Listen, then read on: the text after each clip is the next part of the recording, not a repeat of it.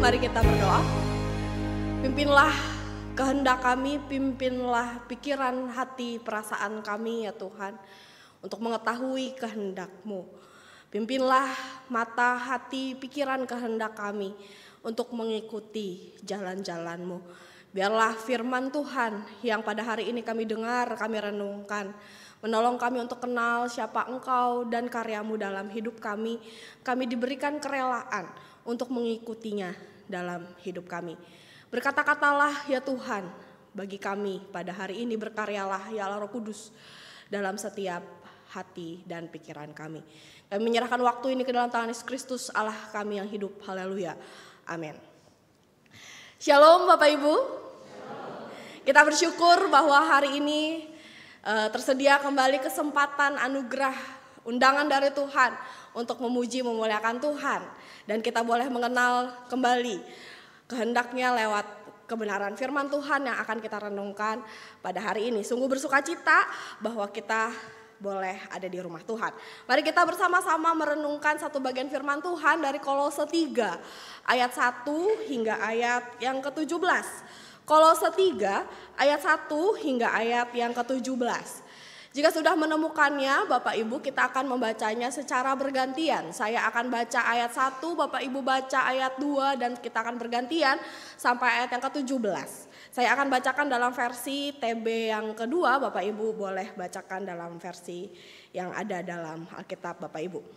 Kolose 3 ayat 1 hingga 17 kita baca secara bergantian. Karena itu apabila kamu dibangkitkan bersama-sama dengan Kristus, carilah hal-hal yang di atas di mana Kristus ada duduk di sebelah kanan Allah.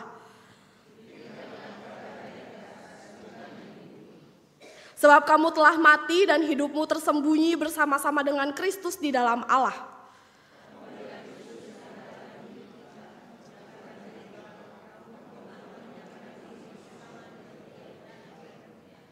Karena itu matikanlah dalam dirimu segala sesuatu yang duniawi, yaitu percabulan, kenajisan, hawa nafsu, nafsu jahat, dan juga keserakahan yang sama dengan penyembahan berhala.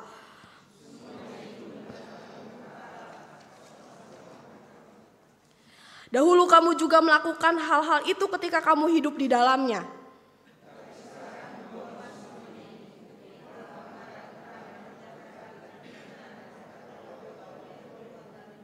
Jangan lagi kamu saling mendustai karena kamu telah menanggalkan manusia lama serta kelakuannya.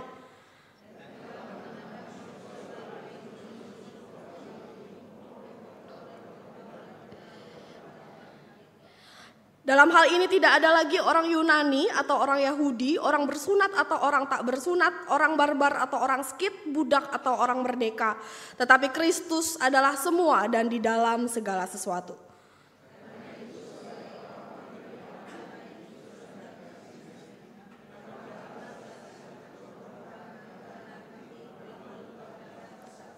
Sabarlah kamu seorang terhadap yang lain dan ampunilah seorang akan yang lain. Apabila yang seorang mempunyai keluhan terhadap yang lain, sama seperti Tuhan telah mengampuni kamu, perbuatlah juga demikian.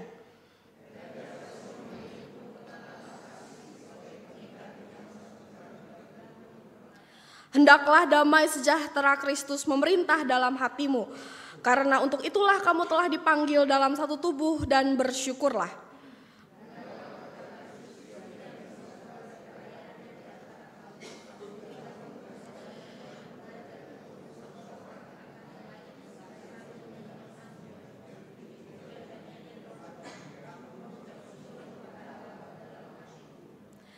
Segala sesuatu yang kamu lakukan dengan perkataan atau perbuatan, lakukanlah semuanya itu dalam nama Tuhan Yesus sambil mengucap syukur melalui Dia kepada Allah Bapa.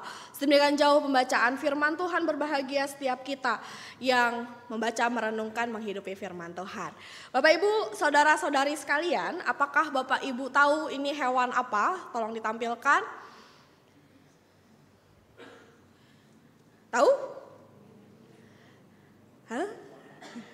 Anak zaman sekarang masih ketemu ini nggak ya di rumahnya ya? Dulu di rumah nenek saya banyak, dan saya yang masih kecil takut.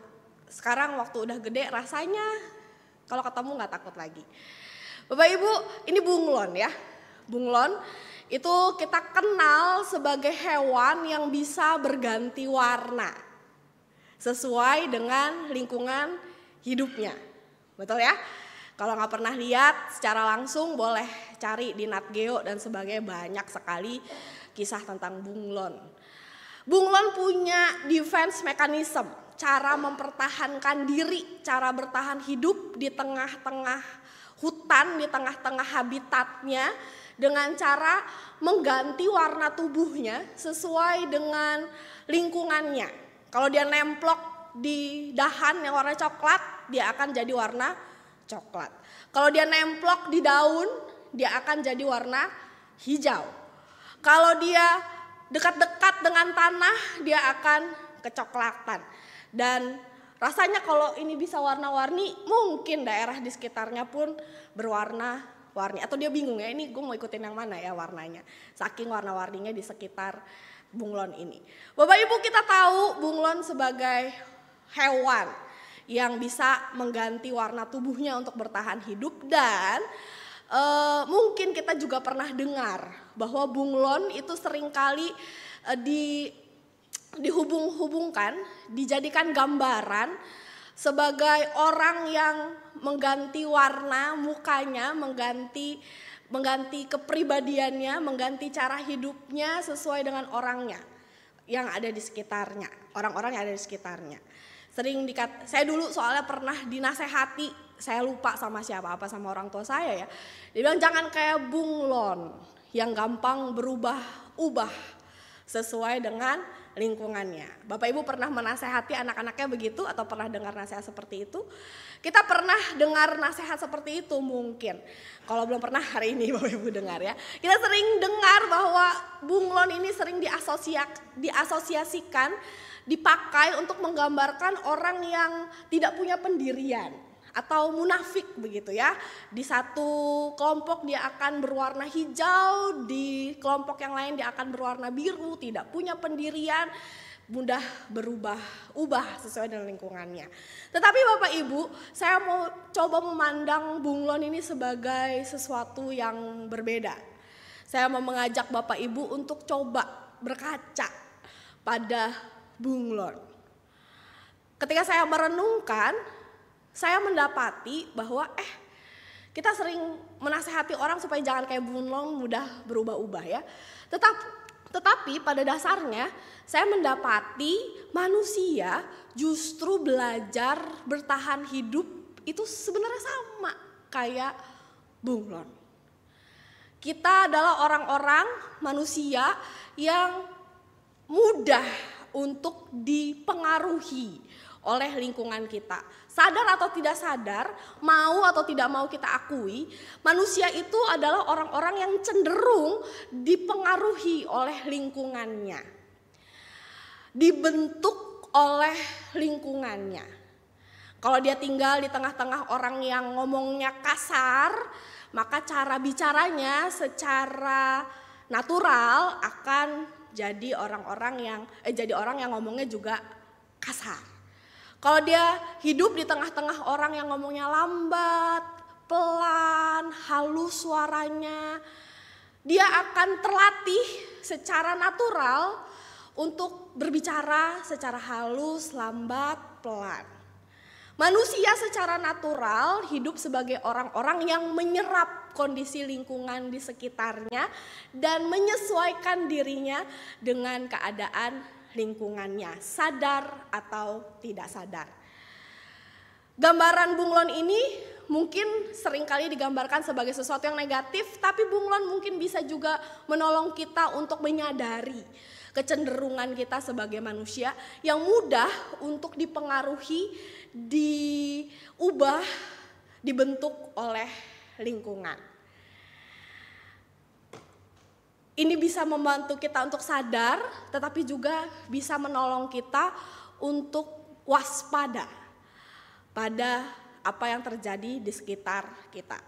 Apapun yang terjadi di sekitar kita, perubahan apapun yang terjadi di sekitar kita, kita tidak bisa dengan sombong berkata bahwa saya tetap jadi manusia yang sama. Saya tidak akan dipengaruhi oleh keadaan di sekitar saya. Saya mau orangnya tetap begini dari dulu sampai sekarang.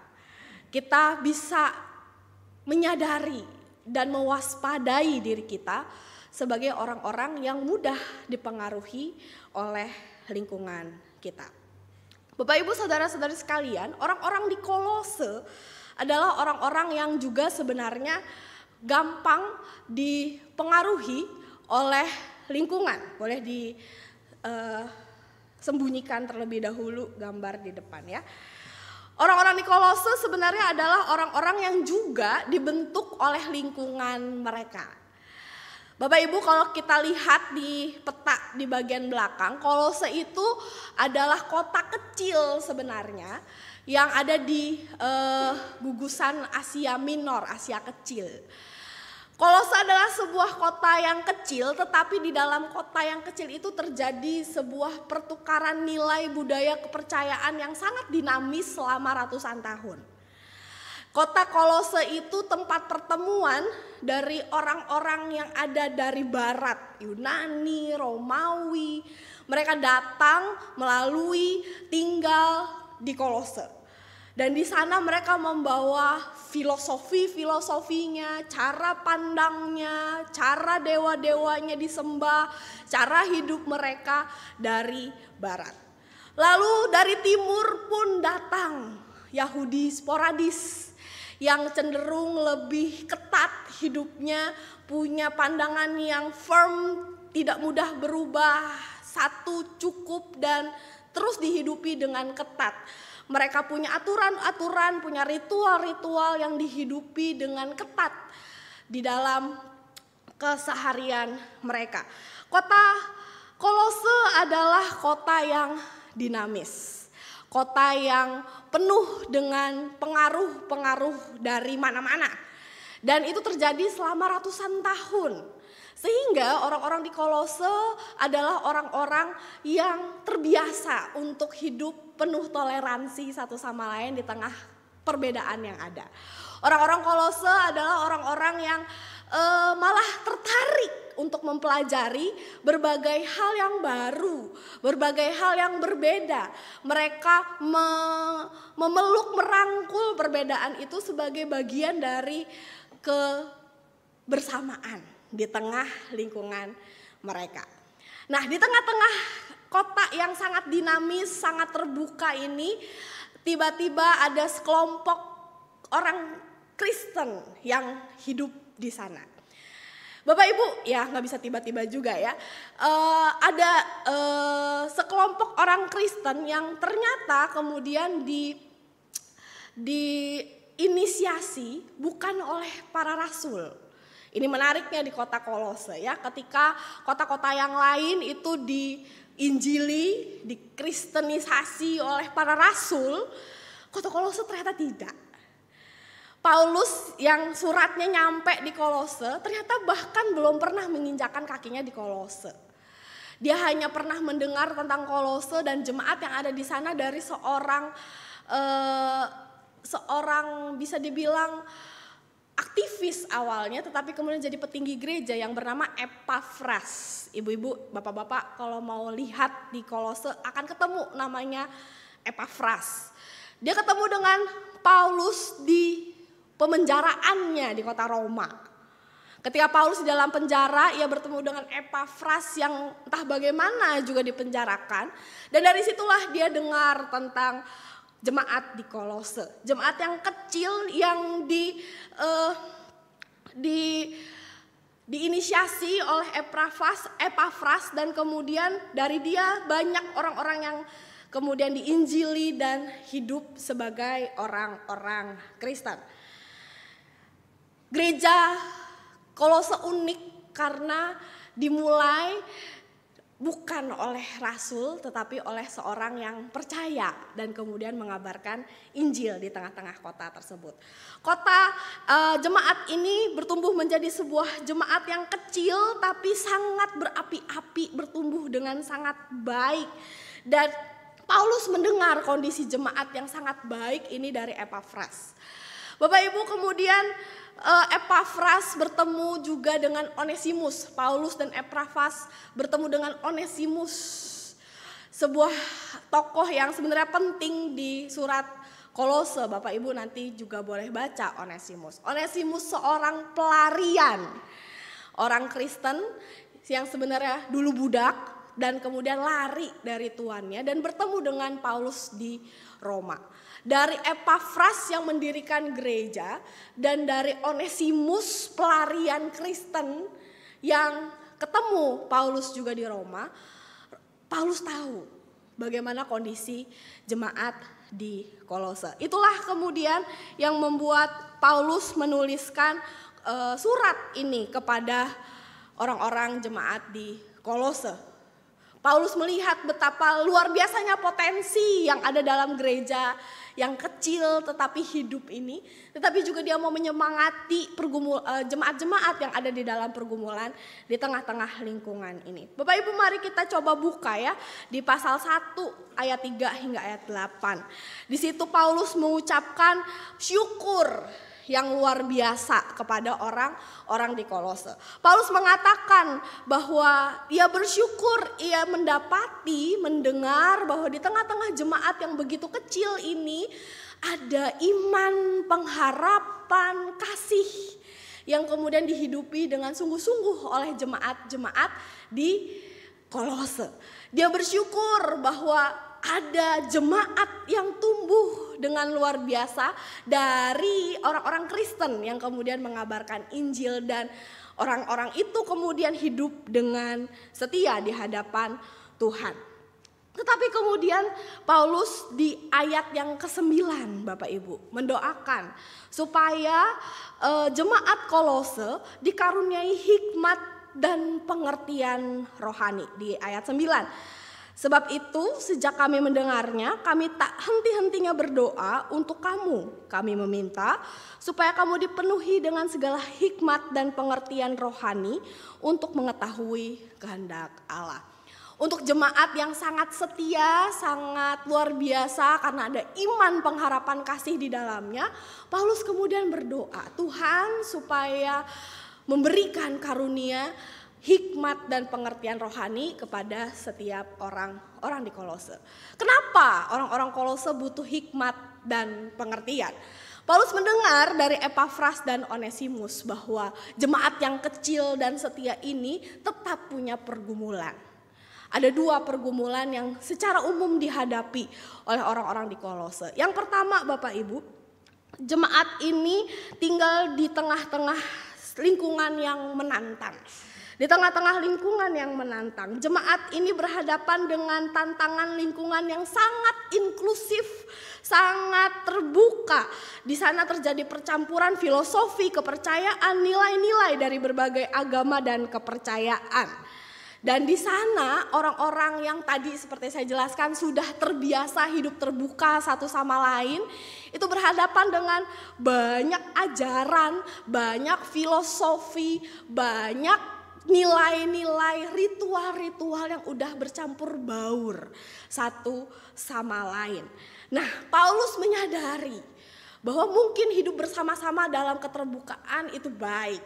Mungkin hidup bersama-sama saling menghormati satu sama lain itu bagus. Tetapi ada bahaya yang mengintai. Orang-orang di Kolose bisa dengan mudah jatuh ke dalam kompromi. Jatuh ke dalam pemahaman yang campur baur di dalam hidup mereka. Mari kita baca pasal 2 ayat 8. Paulus mengatakan, hati-hatilah supaya jangan ada yang menawan kamu dengan filsafatnya yang kosong dan palsu menurut ajaran turun-temurun dan roh-roh dunia, tetapi tidak menurut Kristus. Di tengah-tengah jemaat Kolose ada 2 ekstrim. Di satu sisi ada pihak-pihak yang berkata, Yesus Kristus itu hanya salah satu dari sekian banyak pihak yang bisa disembah. Yesus Kristus adalah hanya salah satu cara hidup yang bisa diikuti. Kalau kamu mau percaya Yesus Kristus, bagus, silahkan. Kalau kamu mau ikuti cara hidup Yesus Kristus, mendengarkan firman-Nya, bagus, silahkan.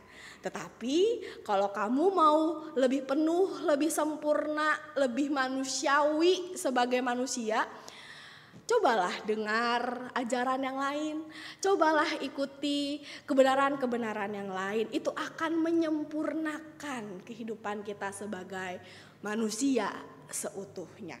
Yesus Kristus diperlakukan sebagai salah satu opsi penyembahan, salah satu opsi cara hidup yang diikuti.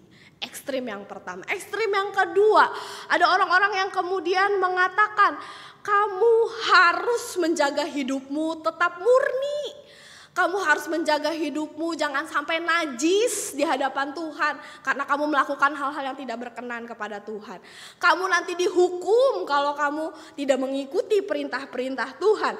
Kamu harus jaga hidupmu tetap suci. Tidak menajiskan hidupmu dengan hal-hal yang dibenci Allah. Kalau kamu ikuti segala hal tersebut, barulah keselamatanmu sempurna, tidak bercacat di hadapan Allah. Keduanya menawarkan cara hidup yang lebih baik. Kata mereka lebih baik daripada hanya bergantung pada Yesus Kristus, hanya mengikuti apa yang Yesus Kristus kerjakan kepada mereka. Kepada jemaat Kolose yang hidup di tengah tantangan lingkungan ini, kepada jemaat Kolose yang mengalami tarik-menarik di antara kedua paham yang saling bertentangan ini, Paulus menyatakan kebenaran yang meneguhkan. Itu yang tadi kita baca di pasal 3 ayat yang pertama. Itu tadi Paulus sampaikan sebagai bentuk peneguhan kepada jemaat di Kolose, bahwa hanya Yesus Kristuslah satu-satunya pihak yang layak untuk disembah dan diikuti. Bahkan layak untuk membentuk ulang, mereshape cara pikir, cara hidup kita sebagai orang Kristen. Bapak Ibu, sebenarnya ayat 3, pasal 3 ayat 1 itu paralel dengan pasal 2 ayat 20. Coba Bapak Ibu buka pasal 2 ayat 20. Pasal 2 ayat 20 mengatakan, apabila kamu telah mati bersama-sama dengan Kristus dan bebas dari roh-roh dunia, mengapa kamu menaklukkan dirimu pada berbagai aturan? Sehingga seolah-olah kamu masih hidup di dunia. Itu paralel, masih nyambung, masih satu ide dengan pasal 3 ayat 1. Karena itu, apabila kamu dibangkitkan bersama-sama dengan Kristus, carilah hal-hal yang di atas, di mana Kristus ada duduk di sebelah kanan Allah. Bapak Ibu, di pasal 2 ayat 20 Paulus mengatakan bahwa kita adalah orang-orang yang telah mati bersama-sama dengan Kristus. Paulus sedang menegur orang-orang yang berusaha mengajarkan orang-orang di Kolose bahwa mereka perlu melakukan sesuatu untuk mendapatkan keselamatan. Paulus berkata bahwa tidak, kematian Yesus Kristus cukup. Kita sudah mati bersama-sama dengan Kristus. Kematian Kristuslah yang membebaskan kita dari segala belenggu yang mengikat kita. Yesus Kristus yang mati di atas kayu salib telah menanggung segala tuntutan kesucian, kesempurnaan yang tidak mampu kita tanggung. Manusia tidak mampu untuk mengusahakan dirinya sempurna. Yesus Kristus sudah tanggung kesempurnaan itu di atas kayu salib. Yesus Kristus menanggung hutang-hutang dosa yang mengikat, yang menjerat kita sehingga kita tidak mampu kemana-mana, tetap berkubang di dalamnya. Kematian Yesus Kristuslah satu-satunya yang telah melunasi semua hutang-hutang dosa yang harus ditanggungkan kepada kita. Oleh karena itu, karena Yesus Kristus sudah menanggung semua hutang-hutang yang tidak bisa kita bayar, karena Yesus Kristus sudah menanggung setiap tuntutan kesucian, kesempurnaan yang tidak mampu kita penuhi, maka mata, hati, pikiran kita tidak perlu lagi terarah pada setiap tuntutan dan hutang-hutang tersebut. Kita tidak perlu lagi punya beban untuk punya untuk hidup suci dan kudus supaya diperkenankan Allah. Kita tidak perlu lagi punya beban untuk membeli perkenanan Allah lewat kesucian kita, lewat kebaikan ketaatan kita. Kita tidak lagi perlu mengusahakan supaya kita diperkenan Allah, karena perkenanan Allah diberikan kepada kita ketika Yesus Kristus mati di atas kayu salib. Mata, pikiran, hati kita hanya perlu terarah kepada Yesus Kristus. Itu cukup. Lalu di pasal 3 ayat yang pertama, Paulus mengatakan, kita telah dibangkitkan bersama-sama dengan Kristus, maka kita tidak perlu lagi hidup sebagai orang-orang yang dimurkai. Kita sudah menerima hidup yang baru di dalam Yesus Kristus. Kuasa kebangkitan Yesus Kristus yang telah mati bersama-sama dengan kita juga dianugerahkan kepada kita. Sebagai orang-orang yang hidup bersama-sama dengan Yesus Kristus, punya kuasa kebangkitan yang sudah diberikan, dianugerahkan oleh Yesus Kristus, maka sudah selayaknya lah mata, hati, pikiran kita arahkan kepada pemberi hidup kita, bukan? Karena mata, hati, pikiran kita tidak perlu lagi dibebani oleh segala usaha untuk menyelamatkan diri kita dan diperkenankan Allah, maka mata, hati, dan pikiran kita bebas untuk memandang hanya kepada Yesus Kristus. Kita hanya perlu memandang, memegang apa yang Yesus Kristus tawarkan bagi kita. Hidup baru yang penuh kemuliaan di dalam Yesus Kristus. Seorang penulis mengatakan bahwa kita orang-orang yang hidup di dalam Tuhan Yesus with Christ in the past. Masa lalu kita sudah ditanggung oleh Tuhan. Sekarang in the present we are hidden with Christ. Pada masa sekarang ketika kita sedang bergumul dalam kedagingan, kita hidup di tengah dunia, kita aman tersembunyi di dalam Yesus Kristus yang sudah menganugerahkan hidupnya bagi kita. Dan di masa yang akan datang, kita hidup sebagai orang-orang yang akan menerima pemenuhan kesempurnaan kemuliaan Tuhan. Bapak Ibu, dalam Kolose ini Paulus mengajarkan bahwa Yesus Kristus membentuk ulang, mereshape, memperbaiki cara kita memandang, cara kita hidup di tengah-tengah dunia ini. Masa lalu kita tidak perlu lagi jadi tanggungan kita karena sudah dibayar lunas. Masa kini di tengah-tengah dunia yang jahat ini kita tetap aman, dan di masa depan kita bisa punya pengharapan. Itulah yang dimaksud oleh Paulus ketika dia berkata di ayat yang kedua, pasal 3 ayat yang kedua. Pikirkanlah hal-hal yang di atas, bukan yang di bumi. Pikirkanlah hal-hal yang di atas, bukan yang di bumi. Ketika Paulus berkata, pikirkanlah perkara surgawi, pikirkanlah hal-hal yang di atas, gak perlu mikirin yang di bumi. Paulus bukan sedang mengajarkan kepada kita bahwa udah lu gak usah kerja, udah gak usah pikirin apa yang ada di dunia ini, udah gak usah pikirin keluarga, udah hidup bertapa aja di goa, jauhi dunia ini, jangan ikuti tren-tren itu, jangan ikuti apa yang dilakukan oleh orang-orang, gak perlu lagi lakukan apa-apa, udah tunggu mati aja dipanggil Tuhan. Bukan itu maksudnya Bapak Ibu. Ketika Paulus berkata pikirkanlah hal-hal yang di atas bukan yang di bumi, Paulus tidak sedang menawarkan cara hidup yang terpisah dari dunia. Tapi Paulus sedang menyatakan bahwa kita bukan lagi orang-orang yang terikat dan ditarik oleh segala tuntutan dunia ini. Kita adalah orang-orang yang mata, hati, pikiran kita memandang beyond the world. Kita adalah orang-orang yang mata, hati, dan pikiran kita memandang lebih daripada apa yang ada di dunia ini. Bahkan apa yang ada di dunia ini punya makna yang baru karena kita memandang jauh ke atas sana di mana Yesus Kristus tinggal. Kita tidak lagi memandang dunia ini sebagai tuntutan yang menjerat, memberatkan, tetapi sebagai sebuah cara Tuhan mengarahkan kita kepadanya. Cara Tuhan untuk mempersiapkan kita bagi kemuliaannya. Cara Tuhan untuk memakai kita, menyatakan kemuliaannya di tengah dunia ini.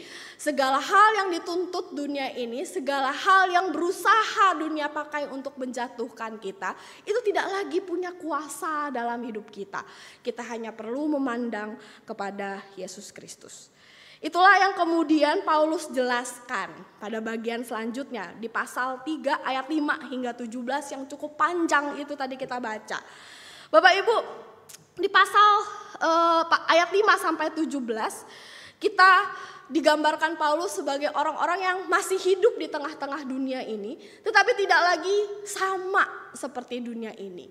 Karena mata, hati, pikiran kita gak terarah lagi ke bawah, tapi terarah ke atas kepada Yesus Kristus. Dan ini sebenarnya sangat klop dengan apa yang dialami oleh jemaat di Efesus. Ada kenyataan yang pahit di tengah Kolose. Di tengah jemaat Kolose ada sebuah kenyataan yang pahit. Tadi di awal dikatakan ya, Kolose itu jemaat yang menjanjikan, potensial, bisa bertumbuh sebenarnya. Kalau terus dipupuki, terus disiram, terus bertumbuh dalam firman, kayak VTI ya. Sebenarnya potensial, tetapi ada sebuah masalah yang tersembunyi. Ada kenyataan yang menyakitkan. Ternyata orang-orang di dalam Kolose ini, jemaat-jemaat Kolose ini adalah orang-orang yang penuh dengan sakit hati.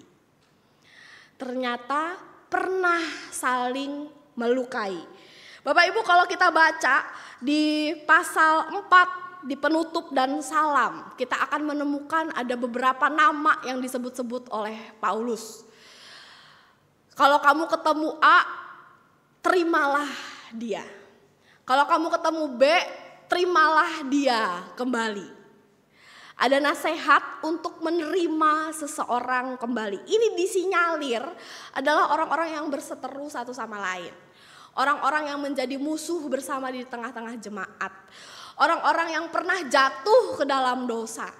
Orang-orang yang pernah menyakiti jemaat yang lain. Orang-orang yang ketahuan punya dosa, punya kegagalan tertentu, sehingga dia akhirnya menjauh, melarikan diri dari gereja. Mungkin salah satunya Onesimus yang berseteru dengan Filemon. Fun fact Bapak Ibu, Filemon dan Kolose itu kemungkinan satu paket dikirimnya bersamaan. Kolose untuk menasehati jemaat di Kolose, Filemon untuk menasehati Filemon yang adalah jemaat Kolose yang memiliki budak namanya Onesimus. Supaya Filemon ataupun jemaat-jemaat secara keseluruhan siap untuk kembali mengasihi, untuk kembali menerima orang-orang yang punya kesalahan yang fatal di tengah-tengah jemaat. Pernah menyakiti salah satu atau banyak jemaat di tempat itu. Bapak Ibu, pada akhirnya Tuhan ingin bukan hanya membentuk ulang cara pikir, cara pandang kita tentang dunia ini, tetapi bagaimana cara kita menghidupi dunia ini dan melakukan keseharian kita. Bapak Ibu, di pasal di ayat 5, di ayat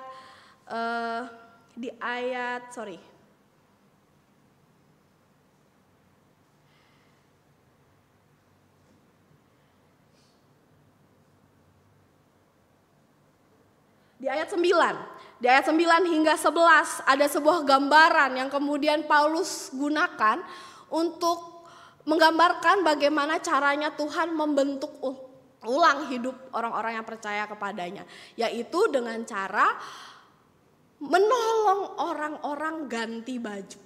Di ayat 9 ya, jangan lagi kamu saling mendustai karena kamu telah menanggalkan manusia lama serta kelakuannya dan telah mengenakan manusia baru yang terus-menerus diperbaharui untuk memperoleh pengetahuan yang benar menurut gambar ciptaannya. Tuhan rindu, Dia membentuk pikiran dan cara hidup orang-orang Kolose. Jemaat di Kolose punya 2 isu utama yang jadi masalah di tengah-tengah jemaat mereka. Ada sexual impurity, ada ketidakkudusan dalam hubungan seksual. Yang kemudian sepertinya disinyalir itu dampak dari cara hidup yang bebas di tengah-tengah masyarakat Kolose. Dan itu juga bermuara pada penyembahan-penyembahan berhala. Ada hawa nafsu yang kemudian dibenarkan oleh cara pandang, oleh cara hidup orang-orang yang tidak kenal Tuhan dan mempengaruhi hidup orang-orang jemaat-jemaat di Kolose juga. Lalu yang kedua, ada kemarahan, kepahitan di tengah-tengah jemaat. Itu ada di pasal 5 sampai pasal yang ke-9a. Ada kemarahan, kepahitan. Rasanya ada kehidupan yang saling menyakiti satu sama lain karena ada orang-orang yang terbiasa untuk menyimpan kemarahan. Ada orang-orang yang terbiasa mendiamkan luka di dalam hidup mereka. Ada orang-orang yang mengingat-ingat kesalahan orang lain dan tidak mau melepaskannya. Tuhan kemudian lewat Paulus mengingatkan bahwa Tuhan Yesus mau manusia-manusia yang baru di dalam Tuhan menanggalkan 2 pakaian lama itu. Hawa nafsu yang tidak kudus dan kemarahan yang disimpan berlarut-larut dalam hati setiap jemaatnya. Tuhan mau itu semua ditanggalkan dan digantikan, dikenakan kembali dengan di ayat yang ke-12. Tuhan menyediakan baju baru yang harus dikenakan. Orang-orang pilihan Allah dikuduskan, dikasihinya dengan cara kenakanlah belas kasihan, kemurahan, kerendahan hati, kelemah lembutan, dan kesabaran. Bapak Ibu, kalau kita baca ini, kelemah lembutan, kesabaran, kerendahan hati, apa yang kita ingat? Buah-buah roh ya. Buah-buah roh di Galatia itu juga disebutkan oleh Paulus. Ini adalah sifat-sifat Yesus Kristus yang kemudian harus dikenakan oleh orang-orang Kolose supaya menggantikan pakaian mereka yang lama. Tuhan mau membentuk cara hidup kita juga. Tuhan mau kita mengganti yang lama dengan hati, dengan pakaian, dengan sifatnya yang baru. Tapi sayangnya kita sebagai manusia, Bapak Ibu, lebih suka dengan pakaian lama yang sudah terbiasa kita pakai. Betul ya? Bapak Ibu, siapa yang di sini punya anak remaja, pasti tahu anak remaja malas mandi. Betul ya? Saya juga pernah ada fasenya saya malas mandi. Mereka akan betah dengan baju yang dipakai dari pagi sampai malam ketemu pagi lagi dan sampai siang gak mandi-mandi. Kenapa? Biasanya karena udah enak, udah gak berasa, udah menyatu dengan wangian yang ada di tubuh kita sehingga udah nyaman. Tetapi ketika kita hidup dalam Tuhan, kita disadarkan bahwa ada bau-bau yang gak nyaman di tubuh kita. Ada keringat-keringat yang sudah nempel di baju kita, udah gak higienis dan kotor dan gak sehat untuk kita. Dan Tuhan mau kita lepaskan. Itu yang kemudian Tuhan dorong kepada jemaat di Kolose. Supaya pada akhirnya mereka memikirkan perkara sorgawi. Rela untuk melepaskan baju-baju yang lama dan digantikan dengan pakaian-pakaian yang baru. Jika pada hari ini kita sebagai umat Tuhan masih berusaha memegang cara pandang yang lama, jika kita sebagai umat Tuhan masih hidup di dalam hawa nafsu, apa yang kita kehendaki, apa yang kita mau lakukan itu harus dilakukan, saat itu juga harus kita dapatkan sesuai dengan standar dan keinginan kita, itu sudah termasuk hawa nafsu. Jika kita sebagai orang percaya masih memelihara kesakitan, kepahitan dalam hidup kita, ayat firman Tuhan ini pun berarti bagi setiap kita. Mari kita lepaskan, mari kita gantikan dengan sifat, dengan karakter, dengan hati perasaan Allah. Bapak Ibu memikirkan perkara surgawi bukanlah hidup yang terpisah dari dunia, bukan hidup di dua dunia, tetapi menghidupi hidup kita saat ini dengan cara pandang dan cara hidup yang sesuai dengan Yesus Kristus. Tuhan mau kita memikirkan perkara yang di atas, melampaui dunia ini. Kita mau menyesuaikan hati pikiran kita dengan hati dan pikiran Yesus Kristus. Bapak Ibu, saya mau menutup dengan menunjukkan gambar ini. Tolong tunjukkan gambar kedua. Hari-hari ini kita sering lihat gambar ini ya. Tadang. Ya. Bapak Ibu, di Instagram 2 hari 3 hari ini penuh dengan gambar ini. Apakah di TV juga? Ya, di TV, di TikTok ada. Di Twitter apalagi, saya yakin kalau kita buka Twitter warnanya cuma biru kayaknya. Bapak Ibu, ini gambar yang hari-hari ini terjadi di tengah-tengah kita dan gawat sebenarnya ya. Pernah dalam 2 hari yang lalu pernah ada situasi yang memanas. Saya di sini nggak pengen bahas apa yang benar apa yang salah, tetapi kemudian ketika ada begitu banyak perdebatan, harusnya begitu, harusnya begini, ada orang-orang yang turun ke jalan, apa yang Bapak Ibu pertama-tama pikirkan? Apa yang pertama kali Bapak Ibu muncul dalam pikiran dan hati Bapak Ibu? Saya sejujurnya, saya takut.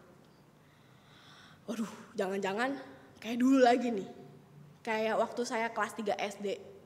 Terjadi kerusuhan, terjadi demo besar-besaran, ekonomi jatuh, orang-orang Kristen teraniaya, suku-suku tertentu teraniaya. Aduh, takut dan khawatir. Dan akhirnya berusaha untuk memikirkan, wah, skenario yang terjadi dalam hidup ini. Kalau terjadi kerusuhan, gimana gereja ya? Kalau ada demo, ada orang-orang yang kemudian jadi susah ekonominya, gereja bisa apa ya? Saya hamba Tuhan tinggal di gereja aman gak ya? Gitu ya. Aduh, takut banget rasanya. Tetapi Bapak Ibu kemudian dalam masa-masa yang takut itu, ada satu rekan saya yang bertanya, di tengah situasi seperti ini, apakah gereja harus menyatakan sikap? Bentar, ini gawat nih, kita harus menyelamatkan diri nih. Tetapi teman saya bertanya begini, apakah gereja harus menyatakan sikap? Apalagi menyusul beberapa lembaga, beberapa perguruan tinggi kemudian menyatakan sikap ya. Kami mau mengawal keputusan MK misalnya begitu.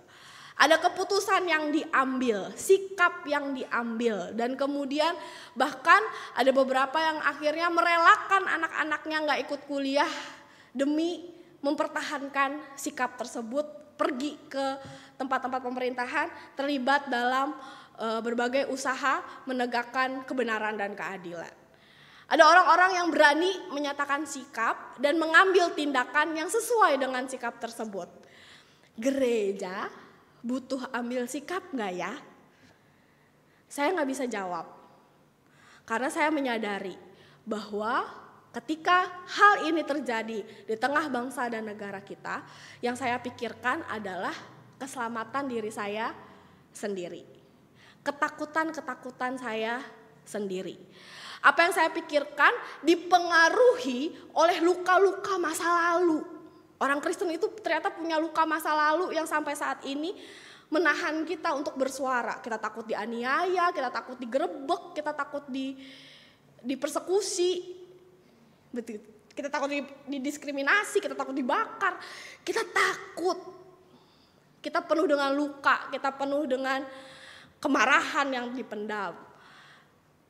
Dan sikap kita terhadap bangsa dan negara kita dipengaruhi oleh luka-luka tersebut. Kita akhirnya memilih diam.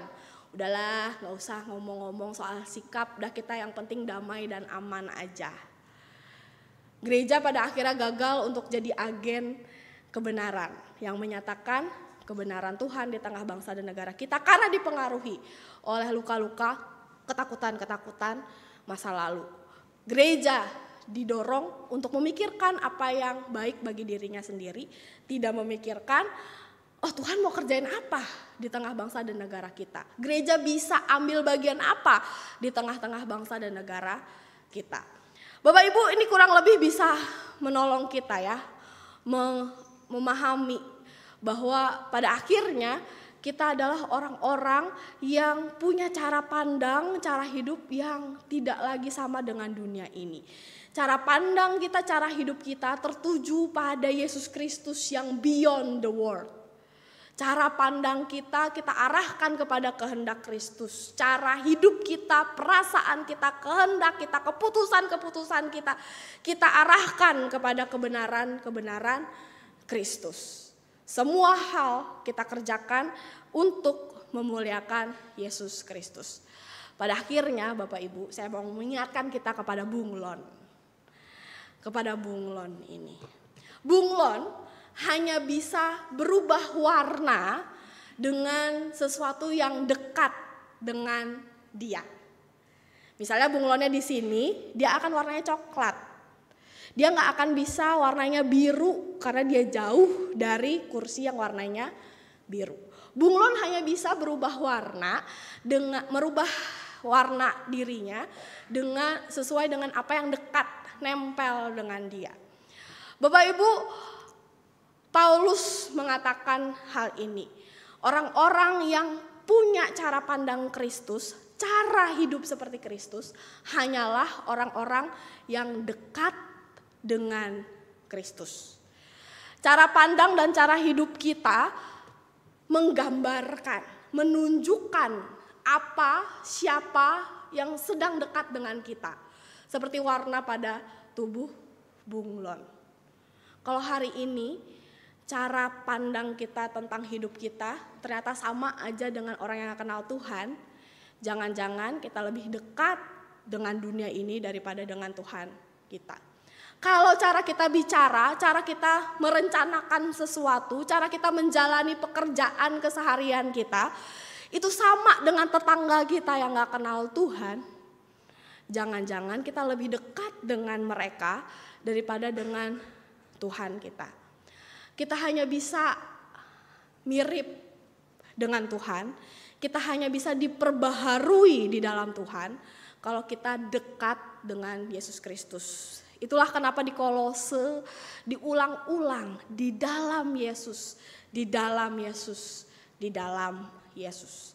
Kita hanya bisa diperbaharui, diarahkan, dibentuk ulang kalau kita dekat pada Yesus Kristus. Bapak Ibu, saya mau mengajak kita mengakhiri perenungan hari ini dengan menyanyikan satu lagu yang tadi baik sekali dan saya rasa pas dengan perenungan kita hari ini. Kita mau nyanyikan lagu pengakuan dosa tadi, sujud di altarnya.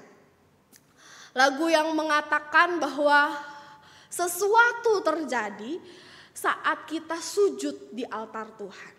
Hidup kita hanya bisa berubah kalau kita dekat dengan Tuhan, sujud di dalam altar Tuhan.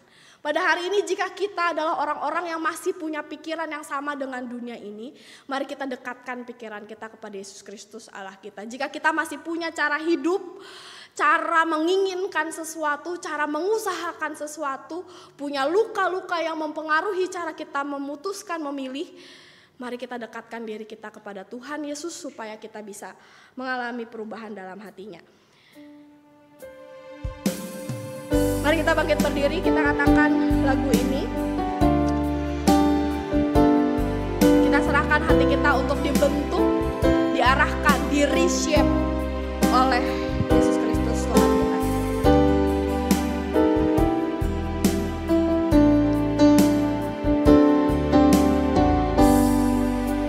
Bila hati terasa berat, tak seorang pun mengerti beban.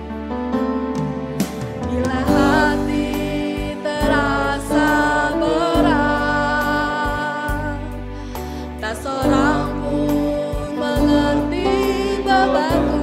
Ku tanya Yesus, apa yang harus ku buat? Dia berfirman, mari datanglah. Dia berfirman, mari datanglah. Dia selalu pedulikan aku. Ku datang Yesus. Dia pikul segala bebanku. Sujud di altarnya. Sujud di altarnya. Ku bawa hidupku. Ku terima anugerahnya.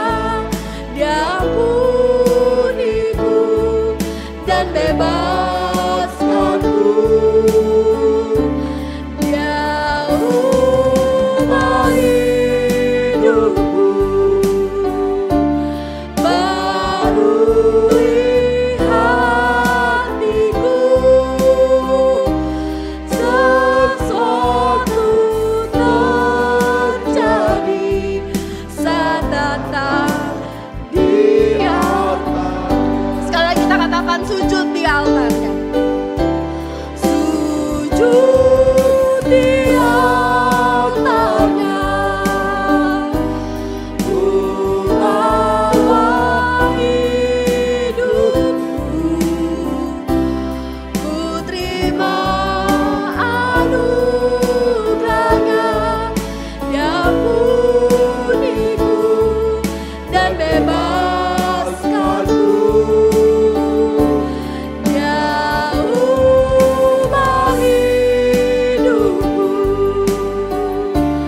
barui hatiku. Sesuatu terjadi saat datang di altarnya. Mari kita berdoa. Tuhan, kami adalah orang-orang yang sudah mati bersama-sama dengan Kristus dan dibangkitkan di dalam kuasa kebangkitan Kristus. Kami orang-orang yang sudah hidup di dalam hidup yang baru bersama-sama dengan Kristus. Oleh karena itu Tuhan, kami datang ke hadapan-Mu, mendekat kepadamu, supaya hidup kami dibaharui, diubahkan sesuai dengan apa yang Yesus Kristus mau. Biarlah mata, hati, pikiran, kehendak kami arahkan kepada pikiran Yesus Kristus, kehendak Yesus Kristus. Kami mengarahkan hidup kami untuk sesuai dengan apa yang mau Yesus Kristus kerjakan. Kami merelakan diri kami untuk melepaskan pakaian-pakaian lama kami. Kami yang masih hidup di dalam hawa nafsu. Kami yang masih dipengaruhi oleh luka, kesakitan, kemarahan Tuhan. Kami serahkan hidup kami ini untuk kami lepaskan di dalam kuasa Yesus Kristus. Kami mau mengenakan kesetiaan, kesabaran, kasih, kelemah lembutan. Sifat-sifat Yesus Kristus biarlah hidup di dalam hidup kami. Allah Roh Kudus, tolong kami supaya setiap langkah demi langkah kami, mata, hati, pikiran kami mampu untuk mengenali perasaan dan kehendak Kristus. Kami diarahkan untuk hidup di dalamnya. Ini kami Tuhan, kami serahkan hidup kami ke dalam tangan Yesus Kristus. Haleluya, amin. Silakan duduk.